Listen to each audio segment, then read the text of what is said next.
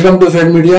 आज आपसे शेयर करेंगे देर रात जो इंडिया पाकिस्तान के ऊपर हमला किया है और हमले से जो लोग की मौत हुई है और वहां के टेरर कैंप्स को कंप्लीटली डिस्ट्रॉय किया है। ऐसी बात अपने इंडिया आर्मी के जो कर्नल सोफिया कुरैशी अपने स्पीच में और प्रेस ब्रीफिंग में इंटरनेशनल सतह पर इस मामलात को यानी इंडिया स्ट्राइक्स से जुड़ी बात को अपने स्पीच में और ब्रीफ में बताया है। आप देख सकते हैं यहाँ पर। मैं कर्नल सोफिया कुरैशी और मेरे साथ विंग कमांडर व्योमिका सिंह आज आपको 6 से 7 मई 2025 की रात 1:05 से 1:30 बजे के बीच भारतीय सशस्त्र बलों द्वारा अंजाम दिए गए ऑपरेशन सिंदूर के बारे में जानकारी देंगे।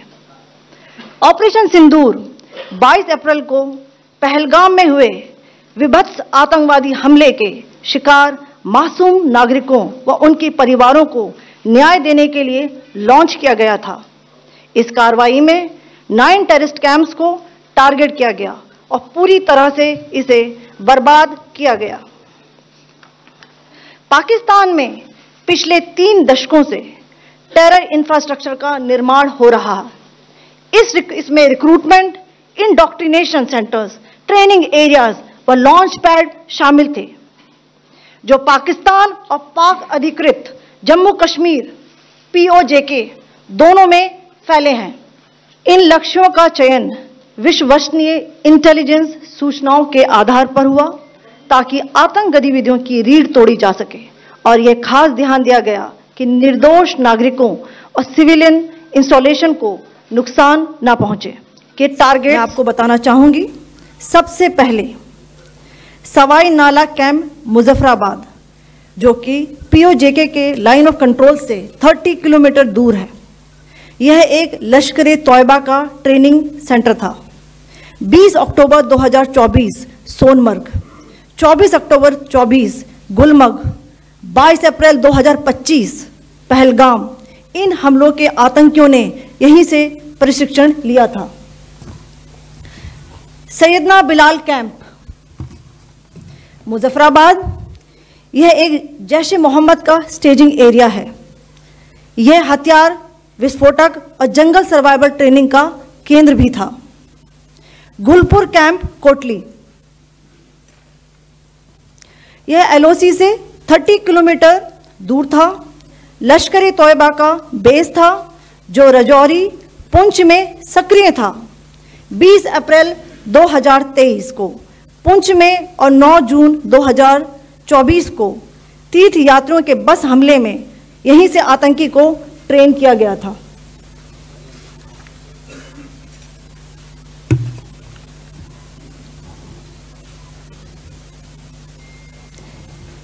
बरनाला कैंप बिम्बर, ये LOC से 9 किलोमीटर दूर है।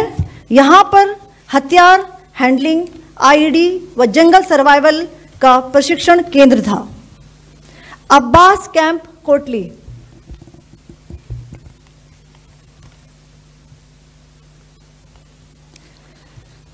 यह LOC से 13 किलोमीटर दूर है। लश्कर तोयबा का फिदाइन यहाँ तैयार होता था। इसकी कैपेसिटी 15 टेररिस्ट को ट्रेन करने की थी।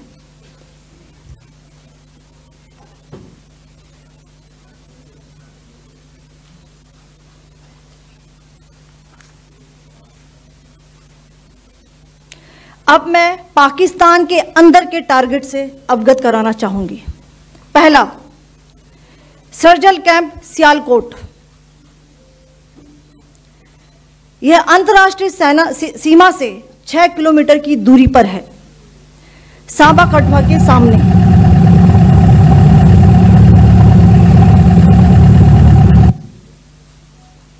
मार्च 2025 में जम्मू एंड कश्मीर पुलिस के 4 जवानों को की जो हत्या की गई थी, उन आतंकवादियों को इसी जगह पर ट्रेन किया गया था। दूसरा, महमूना जाया कैंप सियालकोट, यह 18 से 12 किलोमीटर IB से दूर था। हिजबुल मुजाहिदीन का बहुत बड़ा कैंप था। ये कठुआ जम्मू क्षेत्र में आतंक फैलाने का नियंत्रण केंद्र था। पठानकोट एयरफोर्स बेस पर किया गया हमला भी इसी कैंप से प्लान और डायरेक्ट किया गया था। मरकज ताइबा मुरीद के यह आईबी से 18 से 25 किलोमीटर दूरी पर है। 2008 के मुंबई हमले के आतंकी भी यहीं से प्रशिक्षित हुए थे। अजमल कसब व डेविड हेडली भी यहां ट्रेन हुए थे। मरकज सुभान अल्लाह भावलपुर यह इंटरनेशनल बाउंड्री से 100 किलोमीटर दूर है। जैश ए मोहम्मद का मुख्यालय था। यहां पर रिक्रूटमेंट, ट्रेनिंग व इंडॉक्ट्रिनेशन का केंद्र भी था। शीर्ष आतंकी अक्सर यहां आते थे। मैं आप सबको बताना चाहती हूं कि किसी भी सैन्य ठिकाने का निशाना नहीं बनाया गया और अभी तक किसी तरह की नागरिक क्षति की रिपोर्ट नहीं है। धन्यवाद। जय हिंद। कहा जाता है कि जो 9 प्लेसेस पे इंडिया ऑलरेडी जो टारगेटेड बनाया हुआ था और उसके ऊपर एग्जीक्यूट किया है। दूसरे तरफ आज के दिन कल जो प्रोग्राम दिया था मॉक ड्रिल का पूरे हिंदुस्तान सतह पर पूरे सिविलियंस को क्या करना है और किस तरीके से रहना है अपने सिक्योरिटी और डिफेंस के लाइंस के ऊपर, और लॉ एंड ऑर्डर की पुलिस को भी और स्टेट्स को भी आज जो ऑर्डर्स दिया था, और ये ऑर्डर्स को इम्प्लीमेंट करने से पहले ही 1:05 से लेकर 1:30 बजे तक जो स्ट्राइक्स किए हैं, और इस स्ट्राइक्स के ताल्लुक से कहा जाता है कि 70 लोगों की मौत हुई है। यानी जो टेरर कैंप्स में जो लोग थे वहां पर ऐसी बात मानी जाती है कि 9 प्लेसेस आप देख सकते हैं। 9 प्लेसेस ये पाकिस्तान के और पाकिस्तान ऑक्युपाइड कश्मीर के एरिया में आते हैं। ऐसे 9 प्लेसेस जो वहां के टेरर कैंप्स चलते हैं, जिसके जैश ए मोहम्मद हो या फिर लश्कर तैयबा हो या फिर हिजबुल मुजाहिदीन हो, यहाँ पर ये बात इंडियन आर्मी अपने ब्रीफिंग में बताया है। और आप देख सकते हैं यहाँ पर मरकज सुभान अल्लाह बहावलपुर, वहां पर जैश ए मोहम्मद का कैंप था, और मरकज ताइबा मुरीद के ये लश्कर तैयबा का कैंप चलता है, और तीसरा है सरजल तहरा कलान, ये जैश ए मोहम्मद का कैंप है, और मोहम्मद महमूना जोया सियालकोट हिजबुल मुजाहिदीन, मरकज अहले हदीस बरनाला लश्कर तैयबा, मरकज अब्बास कोटली जैश मोहम्मद, और मरकज राहिल शाहिद कोटली हिजबुल मुजाहिदीन, और शवाई नल्ला कैंप मुजफ्फराबाद लश्कर तैयबा, और सैयदना बिलाल कैंप मुजफ्फराबाद जैश मोहम्मद। ये कैंप्स को कंप्लीटली डिस्ट्रॉय किया है, और ये दावा इंडियन आर्मी करती है। तो फिर दूसरे तरफ पाकिस्तान का मामले को देखते हुए वहां के रिपोर्ट्स भी कंफर्म किए हैं, वहां के मिलिट्री और वो पाकिस्तान के स्पोक्स पर्सन भी, वो लोग का मामला, वो लोग का क्लेम ये है कि ये इंडिया के स्ट्राइक्स में 26 लोगों की जान गई है। ऐसी बात इंटरनेशनल सतह पर निकल कर आई है, लेकिन इसमें खासकर माना जाता है कि बहावलपुर में जो स्ट्राइक हुआ है, बहावलपुर के स्ट्राइक में मस्जिद में जो छुपे हुए थे या वहां के जो लोग थे जैश ए मोहम्मद के मसूद अजहर के कंप्लीटली 10 लोग अपने खानदानी अफराद की मौत हो गई है, एक्सेप्ट इस मसूद अजहर के, क्योंकि वो मसूद अजहर वो हमले के वक्त फैमिली मेंबर्स के साथ नहीं था बंदा, इसीलिए वहां से इस लोगों की मौत हो गई। जो लास्ट में स्टेटमेंट भी ये भी आता है कि काश अगर वो भी उसमें होता तो खुश हो जाता, ऐसा बयान आता है। लेकिन जो जिंदा होता है वो बात तो वैसी होती है, लेकिन कहा जाता है कि 14 मेंबर्स वहां पर इस जैश मोहम्मद के फैमिली के मसूद अजहर के लोग 14 टोटली 10 है उसमें, लेकिन 14 की मौत हो गई है। At the same time Pakistan की तरफ से कहा जाता है कि 5 इस फाइटर्स प्लेन्स के मार गिराने की बात कहती है, लेकिन न्यूयॉर्क टाइम्स के रिपोर्ट के हिसाब से 2 फ्लाइट्स एटलीस्ट इंडिया के शॉट डाउन हुए हैं।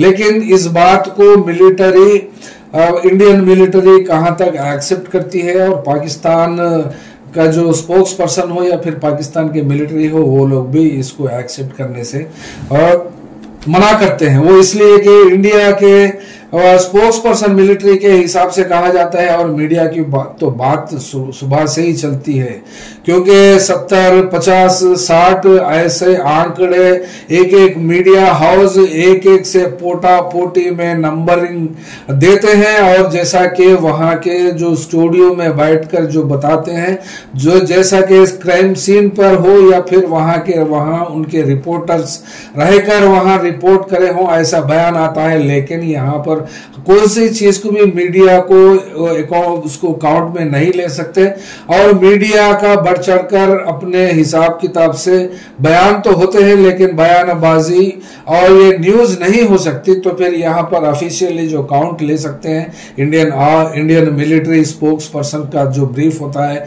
उसके हिसाब से ले सकते हैं, या फिर पाकिस्तान की आर्मी का भी ब्रीफ हो सकता है और उसके तरफ से ले सकते हैं।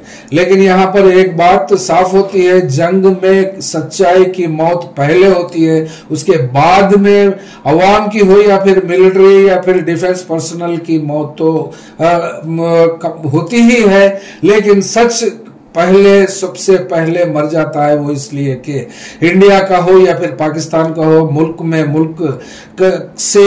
की बात करना ये आधी ईमानदारी होती है। और इसी हिसाब से भी इंडिया की बात को वहां पर बॉर्डर के साथ हो या फिर पाकिस्तान के टेरिटरी में जाकर कौन से मीडिया हाउस हो या फिर कौन सा भी कितना बड़े से बड़ा जर्नलिस्ट हो जाकर तो नहीं देख सकता, लेकिन इंटरनेशनल सतह पर BBC हो या फिर दूसरे जैसे अल जजीरा जैसे चैनल्स वहां फिर भी रिपोर्टिंग करते हैं, तो उन कुछ हद तक कुछ लेवल तक भरोसा कर सकते हैं। लेकिन बात यहाँ पर और एक भी चलती है, यहाँ पर 26 कैजुअलिटीज का कंफर्मेशन पाकिस्तान की मिलिट्री की है, और वहां के जो हलाक हुए हैं लोग, वो लोग को हॉस्पिटल्स में जाकर भी वहां के हसीम मुनीर वो लोग से हालचाल पूछते हुए भी मीडिया में दिखाई देते हैं। और दूसरी तरफ LOC के जो इंडिया पाकिस्तान का LOC है, LOC में शिरलिंग में इंडिया के तरफ से 10 लोग की मौत हुई है और 30+ लोग घायल हुए हैं, ऐसी बात आती है। तो फिर इसमें भी इंडिया के तरफ से, इंडिया के मिलिट्री के तरफ से वो कार्रवाई पाकिस्तान के ऊपर भी गोलाबारी चलती है, और वहां से कितने लोग की मौत हुई है इसके बारे में तो इंडियन मिलिट्री या फिर डिफेंस पर्सनल जो भी जम्मू एंड कश्मीर, यूरी हो, पूंछ हो, या फिर जम्मू एंड कश्मीर के LOC के लाइन ऑफ एक्चुअल या फिर लाइन ऑफ कंट्रोल का जो एरिया देखते हैं, वहां से तो कोई इंफॉर्मेशन अभी तक पता नहीं है। लेकिन यहाँ पर बात सामने आती है कि पाकिस्तान अपने एरिया में 9 कैंप्स को डिमोलिश करने के बाद में, जिसमें जितने सिविलियंस की हो या फिर टेररिस्टों की हो जो मौत हुई है, जो जैसा कि इंडियन गवर्नमेंट क्लेम करती है कि वहां टेरर कैंप्स को कंप्लीटली उसके इंफ्रास्ट्रक्चर को डिमोलिश कर दिया है, और उसके बाद में वहां जो लोगों की मौतें हुई हैं, जितने लोग मारे गए हैं, वो पूरे के पूरे और सारे के सारे टेररिस्टों की बात यहाँ इंडियन मिलिट्री हो या फिर इंडियन गवर्नमेंट हो, ये ऐसी बात मीडिया में सर्कुलेट करती हैं और बताती हैं। तो फिर इसको काउंटर करते हुए पाकिस्तान की आर्मी हो या फिर पाकिस्तान का मीडिया हो, पाकिस्तान के जो भी मीडिया चैनल्स हो, ये बताते हैं कि सिविलियंस का भी मामला है। तो फिर यहाँ डिफेंस के मामलात को हमने बताया कि सच पहले मर जाता है, वो इसलिए कि सच को बयान करना किसी की भी बात नहीं हो सकती। और वैसे तो यहाँ पर मानी जाती है कि पाकिस्तान की तरफ से 26 लोगों की मौत हुई है, ऐसा कंफर्म पाकिस्तान आर्मी ने किया है इंडियन ये स्ट्राइक्स में। अब रही बात तो फिर क्या ये वार फुल फ्लेड्ज्ड वार में कन्वर्ट होती है, या फिर पाकिस्तान अगर अपने जवाबदेही में अगर इंडिया के ऊपर फिर कुछ हमला करता है तो फिर इंडिया भी उसको सही तरीके से डबल इम्पैक्ट लेवल पे उसका जवाब देने के लिए यहाँ की सरकार और यहाँ कंप्लीटली मिलिट्री और एस्टैब्लिशमेंट पूरा अपनी अपनी तैयारी में जुड़कर है, ऐसा मामला देखने को मिलता है। वो इसलिए भी प्राइम मिनिस्टर बाहर का यूरोप का दौरा को कैंसिल करके प्रेसिडेंट ऑफ इंडिया को ब्रीफिंग करने के लिए पहुंचे हैं और वहां उनसे भी ब्रीफिंग की है। और बाकी का कंप्लीटली डिफेंस को देखते हैं, राजनाथ सिंह और यहाँ के होम मिनिस्टर अमित शाह, और ये कंप्लीटली ये जो ऑपरेशंस चलते हैं, ऑपरेशंस को भी नाम दिया गया है सिंदूर। ये सिंदूर का मामला तो फिर लेडीज से जुड़ा हुआ है और सेंटिमेंट का मामला आता है तो फिर वो इसलिए कि पहलगांव में जो अप्रैल के महीने में 26 लोगों की मौत हुई है, तो फिर वहां से ही निकला जो वर्ड इस सिंदूर, ये जो मांग में भरा जाता है, जो हिंदुइज्म में बयान होता है, इस सिंदूर को पवित्र माना जाता है। और इस सिंदूर को मिटाने में और मिटने का दावा जो पाकिस्तान के टेररिस्टों ने यहाँ पर किया था, तो उसी लिए उस तरीके का ही इसको नाम देकर इस नाम के तहत पाकिस्तान के ऊपर स्ट्राइक्स की गई हैं। और उस स्ट्राइक्स के ऊपर पाकिस्तान किस तरीके का जवाब देता है या फिर नहीं देता है, इसके बारे में तो बात बताना तो नामुमकिन बात होती है। वो इसलिए कि इंटरनेशनल सतह पर भी हर एक मुल्क को, इधर एक तरफ से इंडिया को और दूसरी तरफ पाकिस्तान को अपने अपने अलाय नेशंस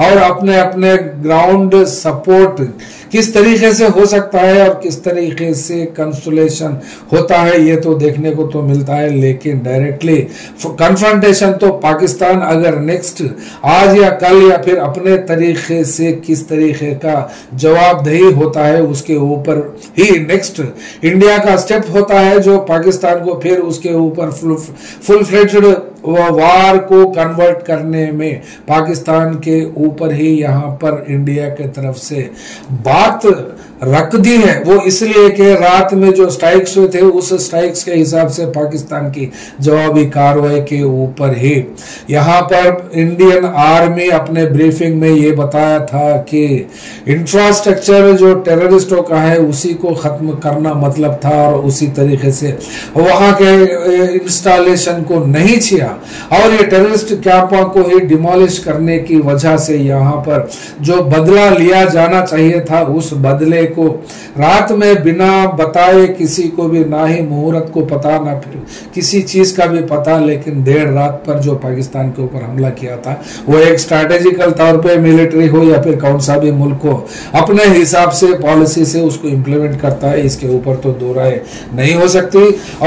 और नेक्स्ट ये वार एस्केलेट होता भी है या फिर यहाँ खत्म होता है। ये बाल पाकिस्तान के कोर्ट में है, अगर उधर से बाल इधर आता है तो फिर इंडिया के तरफ से कार्रवाई सख्त तरीके से कार्रवाई तो पाकिस्तान के ऊपर होने के अंदेशा और इम्कान तो बहुत है। वो इसलिए कि इंडिया के साइड से कंप्लीटली मिलिटरीली पूरे प्रिपेयर्डनेस के साथ रेडी है। और यहाँ पर तो बात आती है कि पहलगाम का मामला बहुत ही तरीके से इंडिया में जो लोग रहते हैं पाकिस्तान के ऊपर, वो इसलिए कि भी हिंदू मुस्लिम का जो मामला इंडियन सरकार चलाती है, तो फिर उसी तरीके से पाकिस्तान का मामला भी, पाकिस्तान का नाम लेना भी और कश्मीरी से जुड़ा हुआ मुद्दा भी बनने में भी आसान तरीके से पब्लिक का ओपिनियन को मोल्ड करने में और ओपिनियन को कंप्लीटली इंटरप्रेट करने में यहाँ कोई दिक्कत तो नहीं होती। वो इसलिए कि हिंदुस्तान का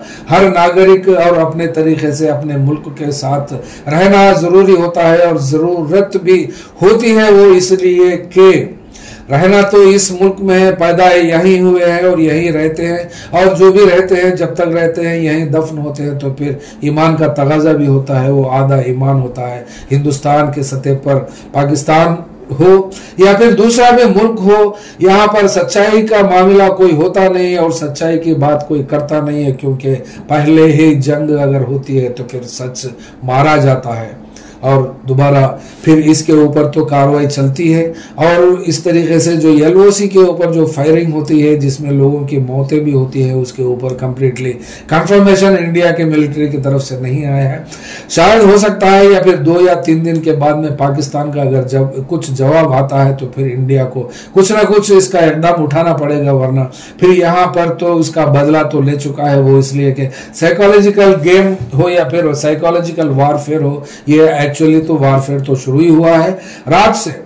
वो इसलिए कि वहां के टेरर कैंप्स को 9 प्लेसेस में तो डिमोलिश करने के बाद पाकिस्तानी फौज के तरफ से भी तो एक कंफर्मेशन आया कि 26 लोगों की मौत हो गई, चाहे वो टेररिस्ट हो या फिर सिविलियन हो। यहाँ पर भी पहलगांव में भी 26 का मामला है, तो फिर क्या ये 26 और 26 का मामला खारिज हो जाता है तो फिर यहाँ पर जंग समाप्त होती है या फिर कंटिन्यू होती है? ये मामला तो पाकिस्तान के लोग को या पाकिस्तान के डिफेंस और पाकिस्तान के प्राइम मिनिस्टर नवाज शरीफ को ही तय करना पड़ता है। धन्यवाद। फेयर मीडिया में आपका स्वागत है। हमारे चैनल को सब्सक्राइब करें और हमारे वीडियो देखें। हर अपडेट के लिए घंटी आइकन चालू करें। हम वास्तविक और निष्पक्ष समाचार और राजनीतिक अपडेट प्रदान करते हैं।